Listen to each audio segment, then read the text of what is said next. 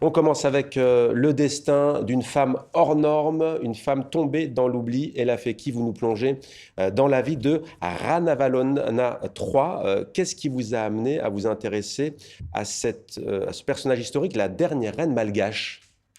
Alors, je vivais à Madagascar au moment où j'ai découvert en fait cette reine Ranavalona III. Hum, J'ai enseigné plusieurs années à Madagascar hum, et à mon retour en France, je suis allée passer quelques semaines de vacances chez mes parents à Tunis et en discutant avec un journaliste tunisien, Hatem Bourial, hum, j'ai découvert que cette reine qui avait été exilée à Alger avait passé quelques jours à Tunis. hum. Pourquoi a-t-elle été exilée? D'abord, elle n'était pas destinée à devenir souveraine, hein. Non. C'est pour ça que je disais destin hors norme.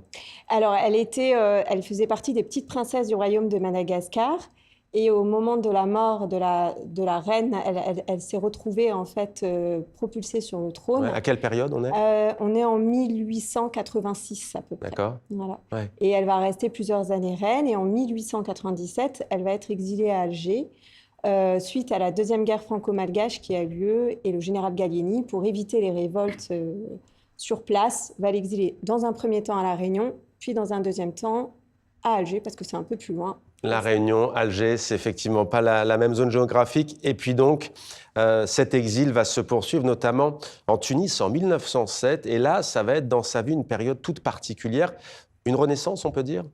On peut dire une renaissance, puisque lors de son séjour à Tunis, elle va rencontrer des souveraines lumineuses, trois femmes qui vont l'aider en fait à retrouver un peu son métier de reine et en fait, à évoluer et puis à renaître de cet exil qui l'a complètement enfermée dans une identité d'icône de femme Ouais. célèbre en France, mais Elle, aussi...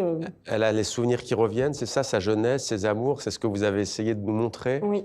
Alors, elle retrouve à Tunis un magicien, Marius Cazeneuve, qu'elle avait connu lors de son règne en fait à Madagascar, puisqu'il était magicien à la cour. Et ça, c'est réel, hein, Ouais, c'est ouais. historique.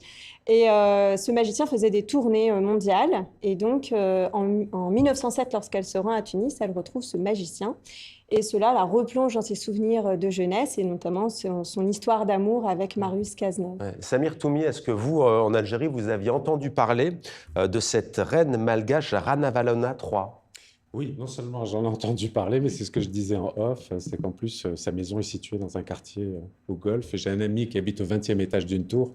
En fait, on voit très bien la maison, qui est une magnifique maison du XVIe Ouais. siècle. Et donc, c'est la maison de la reine malgache, comme on dit, ici, qui est actuellement, je crois, l'ambassade de Finlande. Ouais. Donc, c'est comme ça que j'ai entendu parler de cette reine. Voilà, donc comme quoi il en reste aussi des traces historiques du côté de l'Algérie. En fait, votre roman, il a aussi cette force, c'est qu'il nous montre vraiment le pouls intellectuel qui règne à l'époque à Tunis, pouls intellectuel de l'Orient.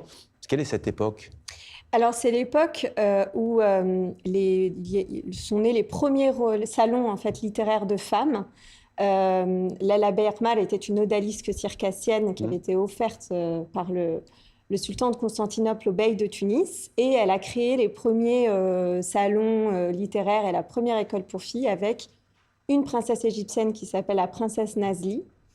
Et à ces femmes-là, une autre femme qui est la première écrivaine qui a eu le prix Femina, Myriam Hari. Mhm. Alors cette femme-là, Myriam Hari aussi, a participé justement à ces discussions littéraires et a donné un peu aussi cette direction intellectuelle de l'Orient de l'époque.